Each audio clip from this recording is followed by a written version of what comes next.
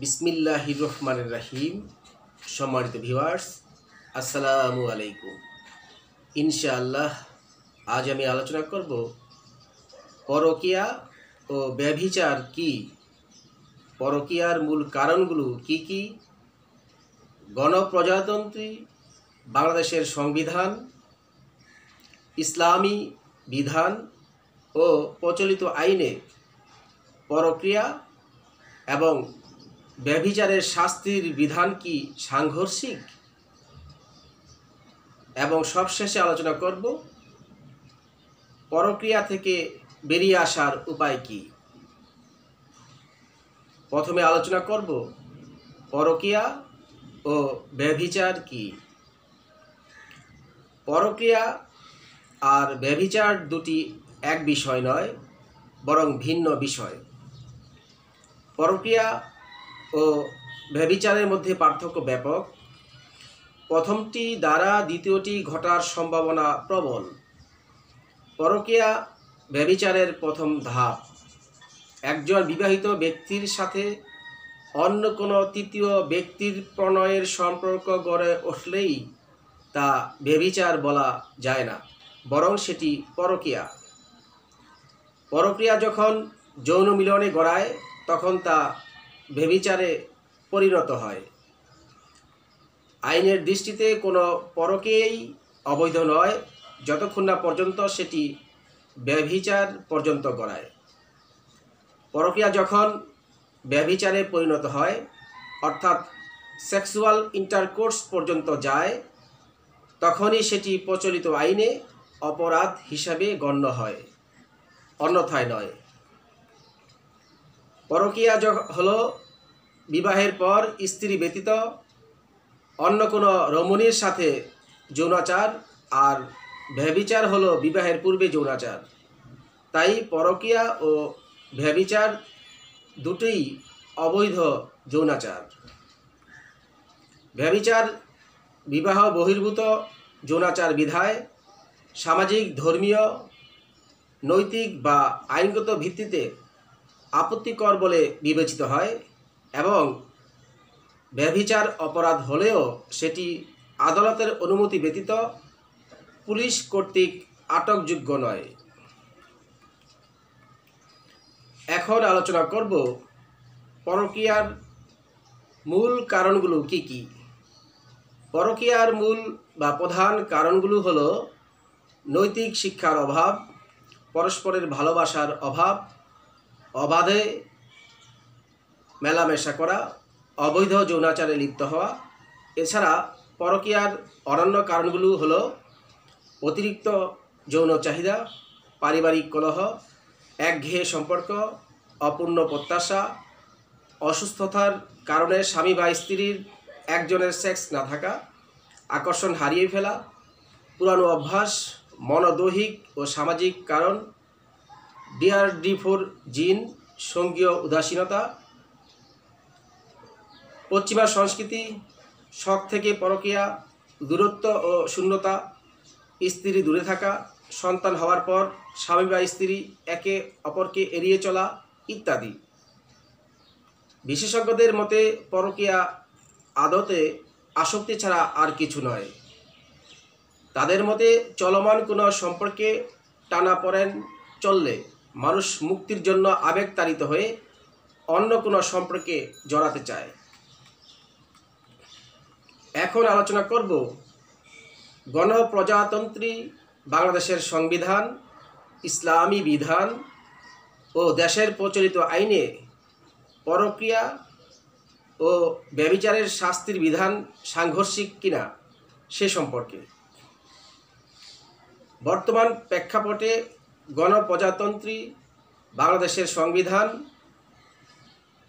ইসলাম ধর্মীয় বিধান ও ব্রিটিশ থেকে আমদানিকৃত বাংলাদেশে প্রচলিত 1860 সালের দণ্ডবিধি আইন কখনো সাংঘর্ষিক এবং কখনো অপর্যাপ্ত বা অপতুল কিংবা পরিপন্থী অবস্থায় বিরাজমান। বাংলাদেশ সংবিধানের 7(2) অনুচ্ছেদের বর্ণিত বিধান মতে জনগণের অভিপ্রায়ের পরম অভিব্যক্তিরূপে এই সংবিধান প্রজাতন্ত্রের সর্বোচ্চ আইন এবং অন্য কোনো আইন যদি এই সংবিধানের সহিত অসামঞ্জস্যপূর্ণ হয়, তাহলে সেই আইনের যতখানি অসামঞ্জস্যপূর্ণ ততখানি বাতিল হবে। মৌলিক অধিকার বিভাগের 26-1 অনুচ্ছেদের বিধান মতে এই ভাগের বিধানাবলীর সহিত অসামঞ্জস্য সকল প্রচলিত আইন যতখানি অসামঞ্জস্যপূর্ণ এই সংবিধান প্রবর্তন হতে সেই সকল আইনের ততখানি বাতিল হয়ে যাবে।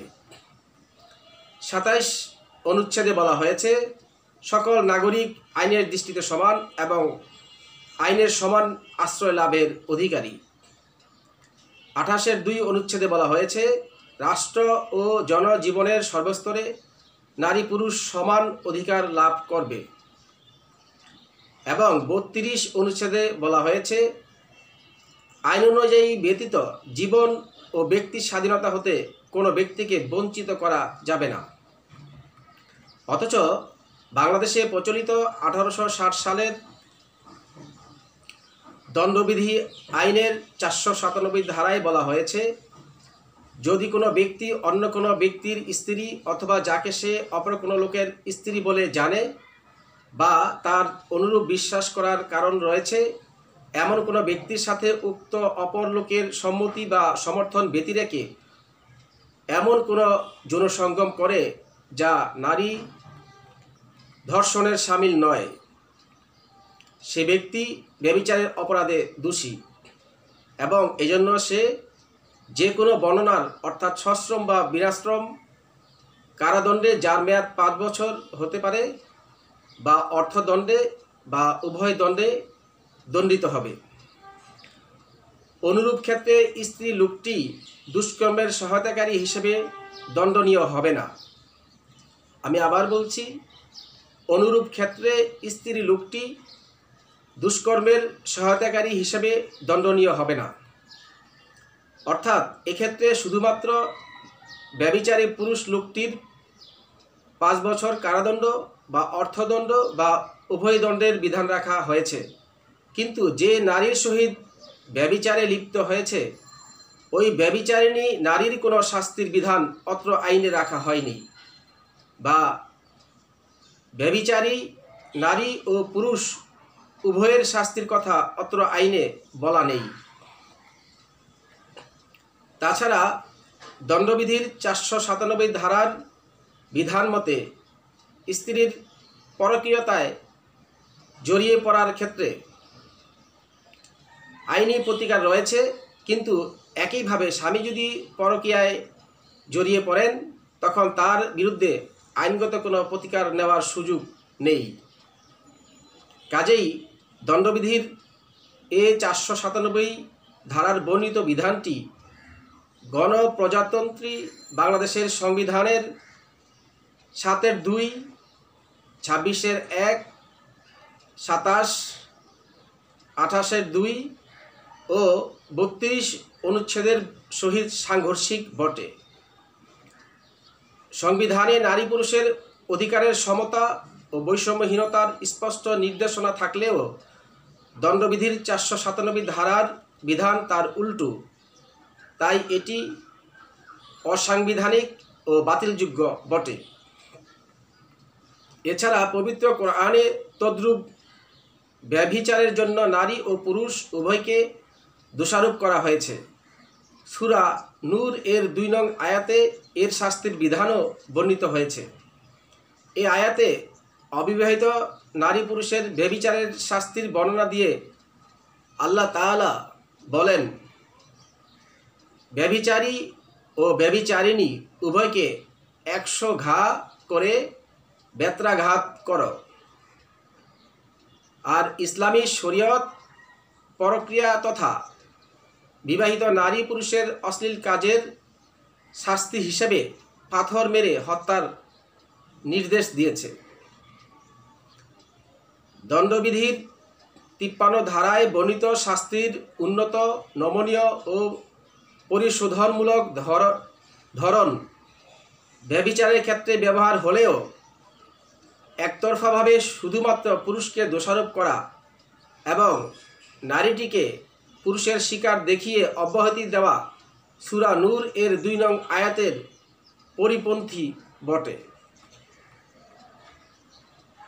এখন আলোচনা করব পরক্রিয়া থেকে বেরিয়ে আসার উপায় সম্পর্কে। পরক্রিয়া সম্পর্কে জড়িয়ে পড়ার পর অনেকে অপরাধ বোধে ভোগেন। এ অনৈতিক সম্পর্ক থেকে বেরিয়েও আসতে চান অনেকে, কিন্তু কিভাবে বের হবেন উপায় খুঁজে পান না। তাদের জন্য কার্যকরী উপায় হিসাবে বলছি। প্রথমত, দৃঢ় সিদ্ধান্ত নিন। অর্থাৎ পরক্রিয়ার সম্পর্ক থেকে বেরিয়ে আসতে হলে সবার আগে আপনাকে পরক্রিয়ার সম্পর্ক ভেঙে ফেলার সিদ্ধান্তে অটল থাকতে হবে। এ অনৈতিক সম্পর্ক করার ফলে আপনি আপনার স্বামী বা স্ত্রীর সঙ্গে বিশ্বাস ভঙ্গ করছেন, শুধু তাই নয়, বরং আপনি নিজেই নিজের সঙ্গে বিশ্বাস ভঙ্গ করছেন। দ্বিতীয়ত, সিদ্ধান্ত দ্রুত বাস্তবায়ন করুন। অর্থাৎ যত তাড়াতাড়ি সম্ভব পরকীয়ার সম্পর্ক ভেঙে ফেলার সিদ্ধান্ত বাস্তবায়ন করুন। এই সম্পর্ক ভঙ্গ করতে বারবার চিন্তা করে অযথা সময় নষ্ট করবেন না। যত দেরি করবেন পরকীয়ার সম্পর্ক ভাঙ্গা তত জটিল হয়ে পড়বে। তৃতীয়ত, সরাসরি বলুন। অর্থাৎ যে কোনো সম্পর্ক শেষ করার সবচেয়ে ভালো উপায় হলো মুখোমুখি হয়ে সরাসরি বলা। পরক্রিয়ার সম্পর্ক ভাঙতেও তার ব্যতিক্রম নয়। তবুও যদি আপনি সরাসরি বলতে না পারেন তাহলে ফোনে বলেন কিংবা ইমেইলে বা অন্য কোনো পার্সোনাল যোগাযোগ মাধ্যমে জানিয়ে দিন। চতুর্থত, পার্সোনাল বা সামাজিক যোগাযোগ মাধ্যমে যোগাযোগ বন্ধ করুন। অর্থাৎ পরক্রিয়া সম্পর্ক থেকে বেরিয়ে আসতে সম্পর্ককারীর সাথে ফোন, মোবাইল, চিঠি, ফেসবুক, ইমো, হোয়াটসঅ্যাপ বা অন্য কোনো পার্সোনাল বা সামাজিক যোগাযোগ মাধ্যমে যোগাযোগ করা বন্ধ করে দিন। একেবারে সম্পর্কের পরিসমাপ্তি ঘটান। যোগাযোগ রাখলে পরিস্থিতি ভয়াবহ হতে পারে। পঞ্চমত, অন্যের সাহায্য নিতে পারেন। যদি নিজের চেষ্টায় পরক্রিয়া সম্পর্ক থেকে বেরিয়ে আসতে না পারেন তবে প্রয়োজন বোধে মানসিক ডাক্তার বা অন্য কোনো উপযুক্ত লোকের সাহায্য নিতে পারেন। ষষ্ঠত, নিজের পরিবারকে গুরুত্ব দিন। পরকীয়ার সম্পর্ক ভাঙতে নিজের পরিবারকে গুরুত্ব দিন। তাদের নিয়ে ভাবুন, ভালোবাসুন, সময় দিন, বিনোদন করুন। এতে আপনি স্বস্তি বোধ করবেন এবং দ্রুত পরকীয়ার সম্পর্ক থেকে বেরিয়ে আসতে পারবেন। সপ্তমত, ধর্মীয় অনুশাসন মেনে চলুন। অর্থাৎ পরকীয়া থেকে বেরিয়ে আসতে সৃষ্টিকর্তার ভয় অন্তরে রাখুন এবং ধর্মীয় অনুশাসন মেনে চলুন। স্বামী স্ত্রীর পরস্পরকে ভালোবাসুন, বোঝার চেষ্টা করুন, কাছে থাকুন, বিশ্বাস রাখুন, উপহার দিন, পারিবারিক কলহ এড়িয়ে চলুন, সঙ্গীর প্রতি উদাসীনতা পরিহার করুন এবং বাহিরে অবাধে মেলামেশা বন্ধ করুন। এতে আপনি শান্তি পাবেন, স্বস্তি পাবেন, সুখী হবেন এবং পরকীয়ার সম্পর্ক সহজেই পরিহার করতে পারবেন। সম্মানিত ভিউয়ার্স, বর্তমান সময়ে সামাজিক ব্যাধিতে পরিণত হয়েছে পরকীয়া। কোনো ব্যক্তির চারিত্রিক ও নৈতিক অবক্ষয়ের চরম রূপ হলো পরকীয়া। পরকীয়াই ব্যভিচারের সূত্রপাত ঘটায়। ইসলাম ধর্ম শান্তির ধর্ম। অশান্তি, অনৈতিকতা ইসলাম পছন্দ করে না। আল্লাহ ও তার প্রিয় রাসূল হযরত মুহাম্মদ সাল্লাল্লাহু আলাইহি ওয়াসাল্লাম পরক্রিয়া ও ব্যভিচারের মতো অনৈতিক ও অবৈধ সম্পর্কে নারী পুরুষের অবাধ মেলামেশাকে কঠোরভাবে দমনের নির্দেশ দিয়েছেন। ব্যভিচারের ভয়ানক শাস্তি সম্পর্কে রাসূল করিম সাল্লাল্লাহু আলাইহি ওয়াসাল্লাম বলেছেন, হে মুসলমানগণ, তোমরা ব্যভিচার পরিত্যাগ করো, কারণ এর 6টি শাস্তি রয়েছে। এর মধ্যে 3টি দুনিয়াতে ও 3টি আখিরাতে প্রকাশ পাবে। যে 3টি শাস্তি দুনিয়াতে হয় তা হচ্ছে তার চেহারার ঔজ্জ্বল্য নষ্ট হয়ে যাবে, তার আয়ু সংকীর্ণ হয়ে যাবে, তার দারিদ্রতা চিরস্থায়ী হবে। আর যে তিনটি শাস্তি আখিরাতে প্রকাশ পাবে তা হচ্ছে সে আল্লাহর অসন্তোষ, তার কঠিন হিসাব এবং জাহান্নামের শাস্তি ভোগ করবে। বাইহাকি হাদিস নং 564।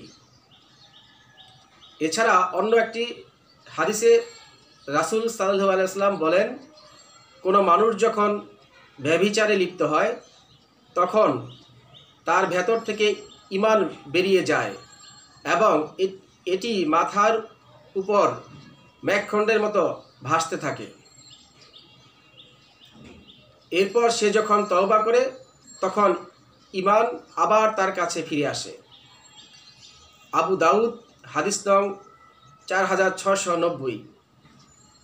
আল্লাহ তাআলা আমাদের সবাইকে পরকিয়া ও ব্যভিচার থেকে মুক্ত থাকার তৌফিক দান করুন, আমিন।